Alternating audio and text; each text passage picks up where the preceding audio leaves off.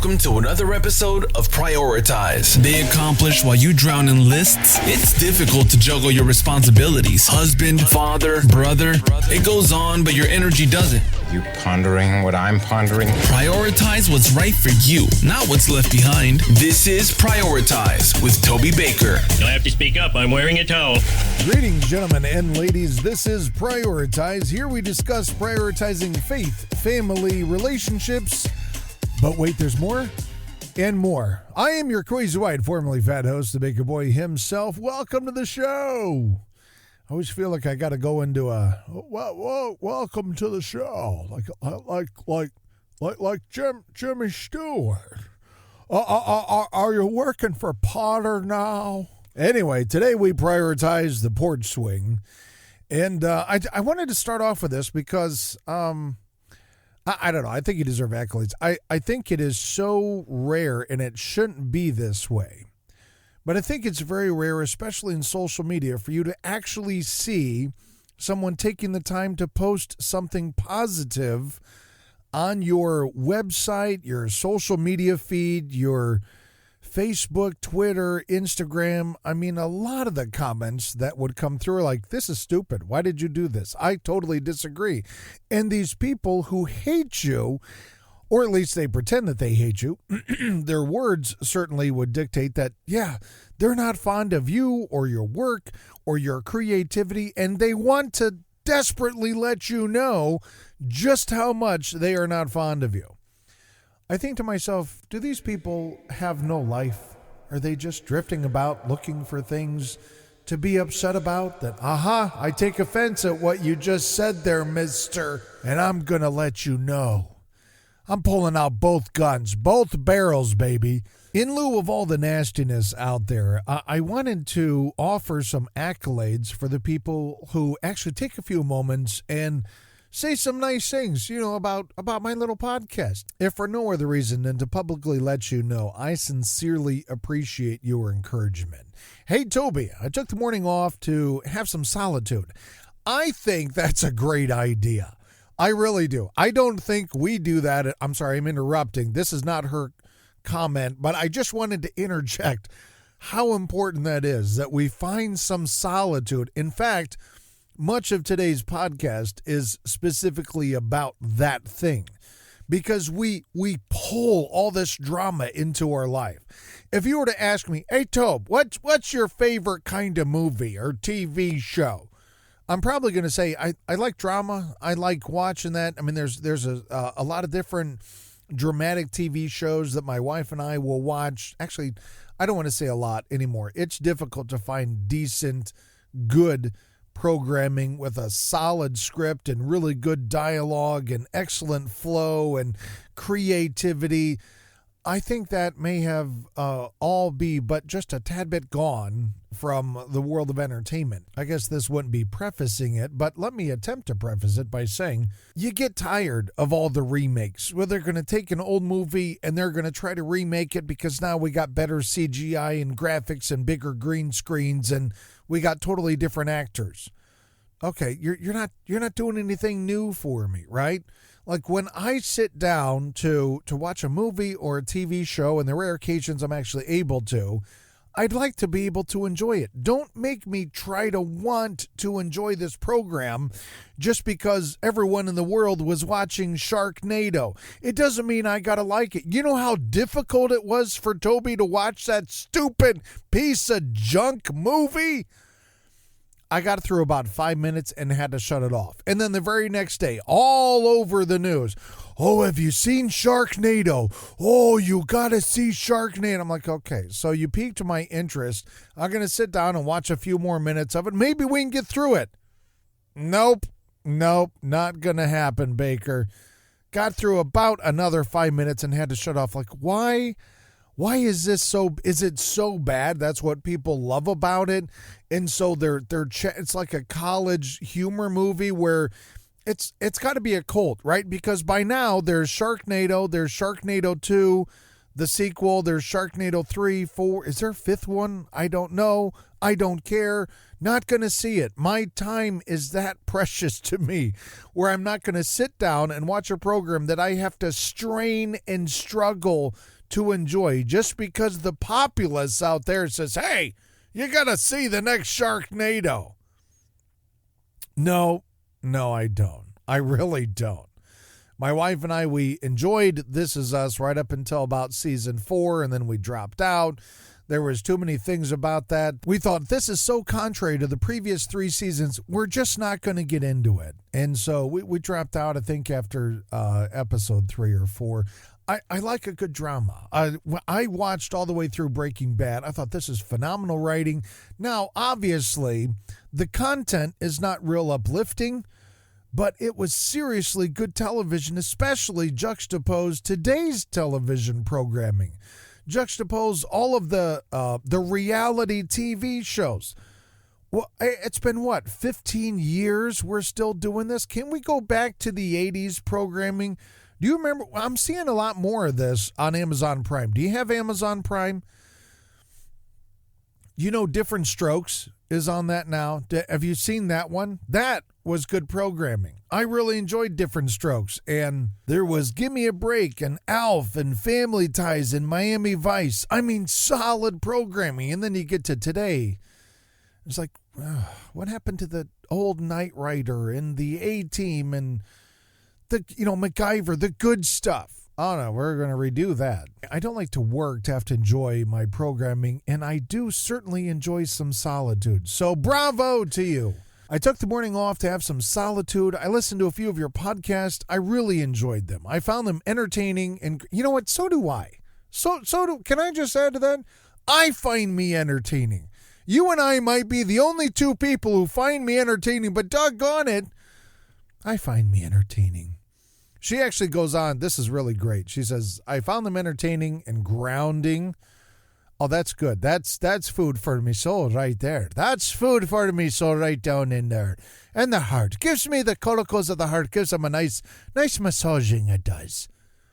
A good combination for moments I get few of. Thank you. And that's from Dion. Dion, thanks for sending that in. Good morning. I just wanted to tell you that I've been listening to all your podcasts this morning, and they're great. That last one, Gone, had me in tears. I just wanted to let you know that they're good and enjoyable to listen to. Sherry, I appreciate that in ways you don't know, and I don't have the terminology to convey. This last one here from Chip. I feel like I'm listening to Garrison Keillor. Oh, do you know who that guy is? Garrison Keillor? He's like a demigod in the talk show host world. He did all the Prairie Home Companion shows. Amazing voice. Just a phenomenal storyteller. I don't know how you can sit down and not enjoy listening to Garrison Keillor. He had that kind of way about telling a story that just drew you in. It draws you in a little more where you want to sit down and have a cup of tea or coffee or just nothing at all. You just enjoy listening to him tell the story. On your podcast, Gone, he continues, dude, tears all the way. That's from Chip. Guys, I just want to tell you how much that means to me. I don't have time to go through all the comments. Keep sending them. I'll read them over the air. It means so much. And sometimes there's things to say, there's things to get out there, and I don't have the gumption to sit down and get through it. I don't have the motivation, the heart. Yes, I too struggle. I too need those times of solitude. I too sometimes get down in the dumps, and I need a Chewbacca to kind of lift me up out of the trash. Is that a good analogy? I don't know, but we're going to go with that. I need words like this. And here's the thing. Don't just send them to me. I'm not trying to give a plate for more comments. My faith grounded in the Lord should be enough. But you know what? This community of people is such a big boost. I want to encourage you guys, because this didn't cost them any more than a few words and a couple of minutes of their time Do this very thing for other people in your life that you think might need it. If you haven't heard from them in a while, drop them an email, or I guess that's archaic. Do the texting, what all the kids are doing today, or Snapchatting. I don't know, the TikTok, send them a message, personalized message, drop them a Facebook message. Hey, haven't seen you for a while. Just want to let you know I'm thinking about you. I'm praying about you. I hope you have a fantastic day. There was some video went viral. I'm pretty sure at the time it was on Facebook, and it was quasi generic in the way it was said. But I remember it started going around through a Facebook Messenger where you're supposed to just share that with other people. And it's a guy in a truck, and he's looking directly at you. He's looking at the camera. So it feels like he's talking directly to you. And he starts by saying, hey, man, and he kind of knocks on the camera, like knocking on the door, knocking on the wall, just trying to get your attention. Hey, you, I just want to let you know you're awesome. How does it feel when someone says that directly to you? Hey, man, I just want to let you know you're awesome. Keep going. Keep on trucking. Let me help pick you up. We'll dust the crap off your pants. We'll get you going again.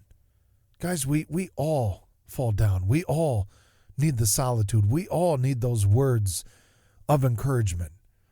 This guy in the truck, he just keeps going. Hey, there's people out there that love you. I'm one of them. I just want to let you know you're loved, you're valued, you have a design. There was a creator, and he had a design for your life. You were designed specifically for something good. Keep on keeping on. When you say that to a friend of yours, oh, man, that is pumping blood right through their heart. That is pumping some juice right through their veins. That gives breath in their lungs in ways you only know when somebody does that for you. So a brief bit of encouragement there to everyone out there listening right now. I want you to know, hey, you're awesome. You're awesome. You have a design in your life. It's hard to stay focused. I get that. I know it. I've been there, done that. I had the t-shirt around here somewhere. I think it's in the wash. But yeah, there's a design for your life. You have value, my good man, my dear. You have value. You have purpose. God has a purpose for you in your life and those around you. I just want to let you know that. Today, we're prioritizing the porch swing. I got another question for you. Do you ever get tired of the news? Do you ever find yourself sitting there on the couch and you're like, I got to catch up with the news? Why am I doing this to myself? Am I a sadist? I'm sitting here on my couch. The couch is way more comfortable than it is to watch the news and to absorb the fact, hey, you're in Indiana. It's going to be a muggy, hot, heated. You're walking into a furnace, basically. And by the way, we're going to give you a bunch of hot water, so it's going to be incredibly humid. Why do we do this to ourselves? Are we this sadistic? We know what's going to be in the news.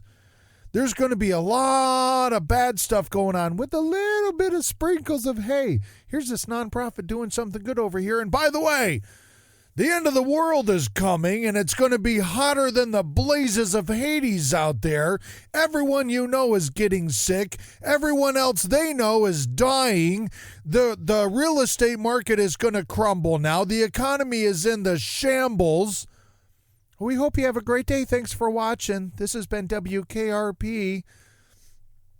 Am I wrong on this? I mean, if you're watching the good news, send it my way, brother. Also, if you have some more good comments, I'd love to read them on the air here. Just send them over to me at tobybaker.life. That's me spelled M-E at Toby, T-O-B-Y, Baker, just like it sounds, .life, L-I-F-E, as in we're going to pump some life into other people today, because if they are anything like I am, and if you're anything like I am, You get a little tired of the news. You get a little tired of the negativity and the over-dramatization of what's going on. You just need a breath, right? Maybe you need a little solitude, like what Dion was saying. Maybe you need some good comments like Sherry and Chip were shoveling in my direction. Appreciate that, by the way. Love that. Maybe you just got to get away. Do you have a place like that in your life? Somewhere in your life, do you have a place where you shut the door, you turn off everything, the phone's gone, the laptop's gone, the iPad's gone, the TV's off, the kids are gone, maybe the spouse is gone. Your wife's at work, you're at work, you close the door, okay.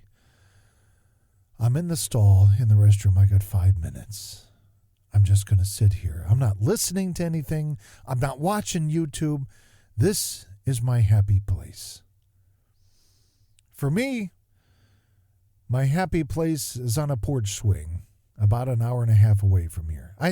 Truth be told, I got a few different happy places, but today, because it is the title, I want to talk to you about my happy place. It's not fancy. It's just a couple of chains and a bench that the folks hung years ago. We've only been acquainted for about 26 years, but it's been there much, much longer. It could probably use another coat of paint or a strip and stain type operation, but it wouldn't make much of a difference. In fact, if you were to ask me if you could refinish it, it would probably just tell you to leave it the way that it is. Paint chips and all. There's a certain beauty in the antiquity which I can't help but wonder if it gets lost in the restoration. From the seat there, I've listened to countless hours of music. The wife and I would swing in the Sunday afternoons together before heading back home. I would sit on that side when the boys would want to hop up and relax from their tire swing and corn-picking activities. It was just the right height to put my arm around them while we drift into the mysterious world of stories told from the mouth of babes where worlds collide in a giant war in a faraway galaxy for the hand of the princess and the salvation of the world. A tall tale or two may have been spun in light of such stories while describing to our bright young fellows how their father met their mother in college with style and then some. But we probably needn't go into the specifics, and we'll simply let sleeping dogs lie, as the saying goes. And you're welcome to interpret that however you wish. There's still a piece of old sock dangling from the right side hook that we stuck there to reduce the annoying, funny squeaky sound to which our beloved Aunt Bethany would often refer around Christmas. Nostalgic though it may be, truth be told, it's just nicer to listen to nothing over a back and forth squeak. I can't quite tell you how old the house is, but the porch in which the swing is fixed faces a full and open cornfield, jumping with grasshoppers and dragonflies during the daytime, which seem to dissipate in the shadow of the night sky when the crimson sunset, with its purples and oranges and yellows, sweep across the horizon, bringing with it a host of stars and crickets chirping in the distance. There's something to that porch swing. It might as well be Iowa with a baseball field now referred to as heaven by one Kevin Costner.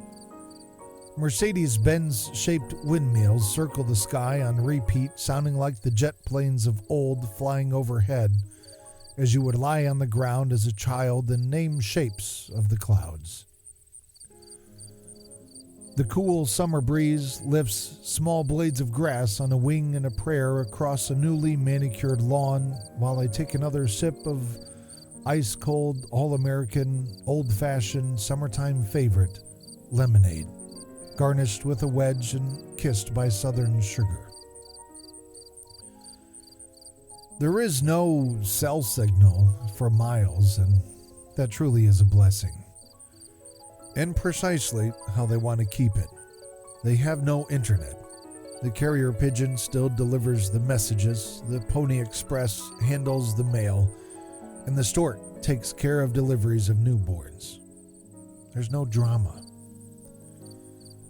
The cornfield doesn't care how many followers I have on social media. The barn doesn't care what my Instagram feed looks like or how many people hearted my 15 retake selfie with dinner, coupled with pouted lips and perfect hair.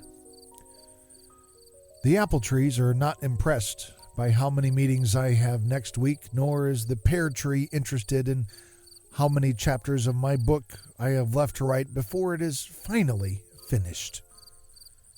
They are just there, being what they be, and content to be so.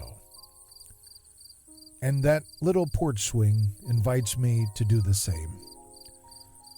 Rather than doing, it invites me to just be. An interesting concept indeed. The evergreens don't care how fancy my car is, nor are they impressed with the size of our home. They couldn't care less about a specialized color business card with raised font or even the latest iPhone. They still carry on just the same, for their world is neither augmented by the latest productivity app, nor are their branches intimidated by the latest news. Yes, sir, there is certainly something about that porch swing. With all the chaos this world presents on a daily basis, I can't imagine why one would even want to leave that front porch. However, it's good to have those things familiar, the sunsets with crickets, the ice-cold lemonade on a hot summer day, and an old porch swing. But then again, that's just my humble opinion.